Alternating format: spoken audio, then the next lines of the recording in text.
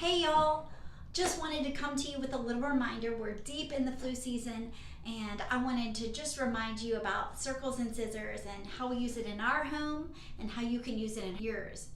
And maybe you can teach someone. Just a few things before we get started. Moms, make sure in your homes that the kids have access to soap, that they can reach everything, so you might need a step stool, and they have something to dry their hands on as well. So those things will encourage the behavior and allow them to do it independently, which is really what we want.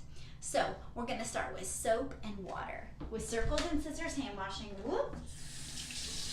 Now foam soaps work a little faster for kids. So I've got my bubbles. That's why our first step in circles and scissors hand washing is bubbles. So we're going to make big white fluffy bubbles. We want to see the bubbles on our hands. The light's a little off. Okay, once we can see that, we're going to make circles around the hands, washing the backs of the hands and the backs of the fingers. And then we're going to do scissors, which is why we call it circles and scissors. Scissors is in between the fingers and along the thumbs. Don't forget that spot.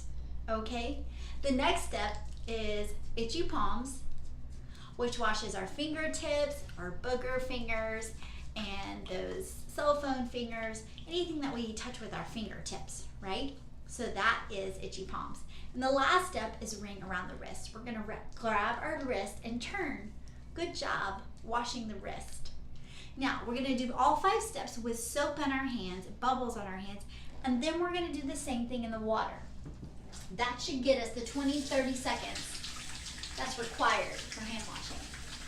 Bubbles, circles, scissors, itchy palms, and ring around the wrist. Give it a little shake and dry off.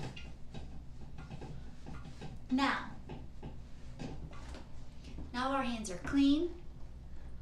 We're gonna hopefully stay flu-free, and I wish you all a happy, healthy day. Thanks for watching.